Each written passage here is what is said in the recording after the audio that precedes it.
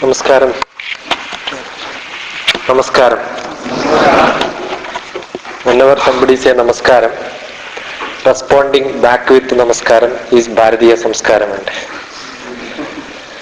I was here in Ramakrishna Math, Mysore, nearly 3 years back, I suppose, for a training for management people in the same hall. I had series of programs in Mysore those days, and it's after long gap I am coming back. I'm on my way to Calicut for some program for insurance people. So on the way I thought I will spend one day at Mysore. And so thankful to Maharaj whenever I am coming to Mysore, and then just informed that I am in Mysore, he said I have to spend some time with B.Ed students.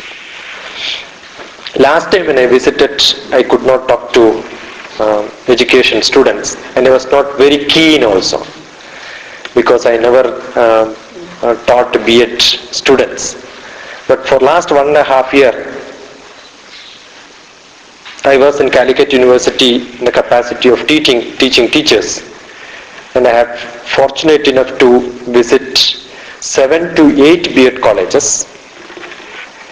And last month I was in a B.Ed college, NSS B.Ed college at Palakkad, where your master Gurumurthy sir was also attending a conference that was to draft a syllabus for human rights education and values in education.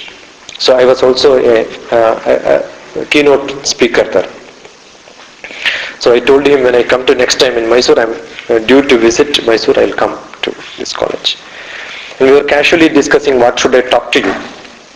And there was a nice question which Maharaj asked me, how to be a good teacher. What is the good quality of a teacher? You all have got a notebook and paper with you. By now you must have spent nearly 16 years in education. As a student from first class to 10th class, 10 years. Then +1, +2, 2 years. So 12 years. Then another 3 years into graduation. And some people are postgraduates. So minimum 15 years. Who is the teacher in your mind first who comes? You don't have to write down his name. You tell why. You just write down why you like a teacher. Just write down. What is the quality that you have seen in a teacher? When I say some teacher must be in your brain. Somebody is there in your, as a flash. Not all the teachers whom taught you from LKG or UKG or in the high school or colleges, you are not remembering all of them. There is 1 or 2 teachers who are striking your heart. Not your brain, but heart. Right now?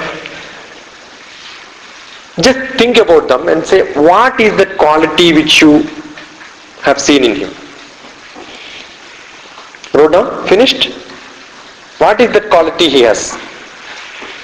Can anyone of you voluntarily tell me what is the quality the teacher had? Discipline, simplicity and spontaneity in his speech. Yeah. Discipline, spontaneous. Answering spontaneous. Right now? And then sincerity. Simplicity. It's not that he has got knowledge. He has not written, he is highly educated, therefore he is a good teacher. So presentation is important. How do you present yourself? How do you present the things? Are you disciplined or not? Anyone else? Anyone else who volunteer, tell me? Devotion. Next. Hardworking. Next. Whatever you have written. Dedication, commitment and sincerity. Dedication, commitment, sincerity. A real teacher shows who am I and what are my limits. Okay. No? Acharya. He has to be an Acharya who practices and then teaches about that. No? Sayat pramanam gurude logastadanuvartade. Next. Anything else? Some innovative idea which you must have in your mind. I have done this exercise for nearly 2,500 teachers by now. Did an exercise on students and teachers. Whenever I talk to students and teachers, I will ask them, what is that striking quality of a teacher? All of them will talk about sincerity, discipline, devotion, simplicity, love, happiness. No, they will inquire about you. All these are connected with the feelings. Nothing is connected with the brain. Nobody writes he knows lot of mathematics, therefore he is a good teacher. No. I have seen hardly 10% of the people believe that they are highly educated, therefore they are good. No. Very less percentage of people believe that teachers should have high knowledge. Teachers need not have high knowledge. That's what people believe. And generally it is true. Not good, high knowledgeable people never become teachers. No. They will do something else. Generally I used to say the filtered out people will become teachers. Filtered out teachers. We have the lowest, when I was passed out in SSLC, all the classmates who got the highest mark became telephone engineers. Because those days in my period, whoever gets highest mark, they can get into telephone department. So those classmates who have got highest mark became telephone. And next people, they will go for those time TTC. So you can become the lowest teachers if you are brilliant. And those who cannot get a TTC, they will go for graduation. And after graduation, you will try for B.Ed. Those days B.Ed was most preferred. So the next filtered people will become next level teachers, B.Ed teachers. If you cannot become B.Ed, get into B.Ed, then you go for master's degree, MSc. So those who go for post-graduation are the people who cannot become lower class teachers. After master, they will become next level teachers. So the best students are the teachers at the lowest level, then next bad, and if after post-graduation you cannot get into a college to become teachers, you go for PhD. Then you become permanent head damage, perspiration, humiliation and degradation. Then you will not become anything. Then those people will become lecturers in universities. And if you cannot become lecturer in university, you become a scientist. Okay. And you start learning again from back, you feel that you have to become teacher sometime. That's why I went to university first. Now, after some time I wanted to become lower class teachers. Actually, to teach in the lowest class, you need lot of feelings internally. To become a professor, you don't have to have, in the university, you don't have to have only brain, nothing else.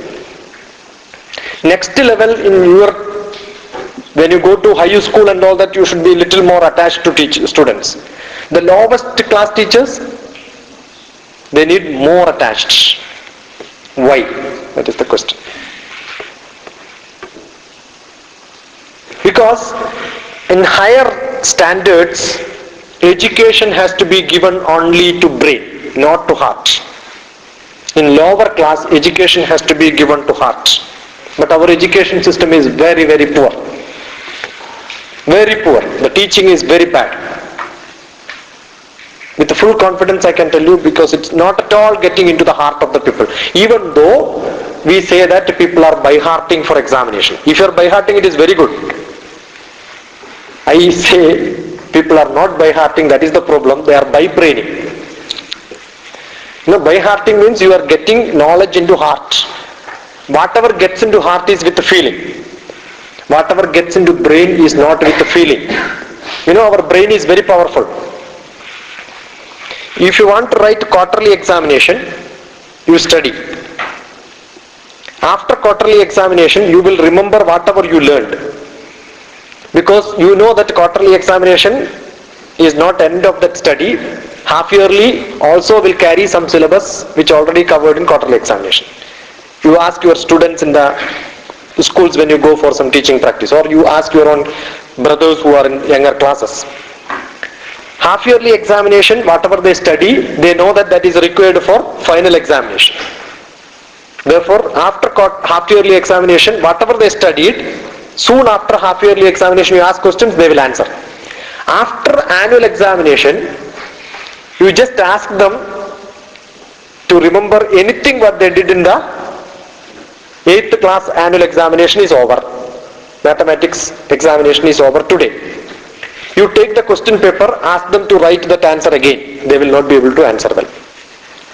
Because the brain is so powerful, we know up to which time we have to remember. We will remember only that. After that, the brain disk will be washed off. I'll give you another example. Assume that one of your friend is staying in Mysore. He has constructed a new house.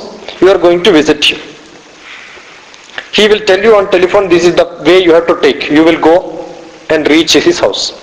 You know that you are going to be in Mysore for another 3 months. You can visit his house again. Therefore, the path you will remember perfectly in your brain. But assume you are getting a call from your friend the day he is vacating his house and going from Mysore, the last visit you are making to his house. You go there. You know that you are going to visit his house last. You are not going to go through that path again. Next day you will not remember because our brain is very, very programmed. Whatever is required only will be kept here. What is not required we will not keep it. Each individual have a different taste, but this is general practice. I have done this experiment with some students, asking them to rewrite the examination after the examination. After quarterly, half yearly they will write well. After annual they will not. They disquash. Why? Because it is only given to brain after you write the examination clean, because you don't require it. But if it goes into heart, it will remain for longer. That's why people say we will remember feelings. We will not remember the words what somebody says. Will you remember the words? No. But you will remember the feeling given by people. Simplest example. I used to ask, when you walk on the road, you see so many ladies and gents going around. Do you anytime feel that they are my brother, this is my sister, this is my brother? You are not, no? Generally people don't feel this is my brother, this is my... When you are traveling in train, there are so many people. You are not feeling they are my brothers and sisters. But how many times you must have taken oath in the school, all Indians are my brothers and sisters? And they are not Pakistanis or Afghanistan people, they are all Indians only. Right now?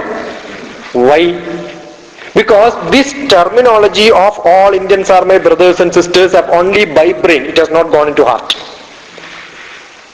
If that learning happened inside heart, definitely you will feel.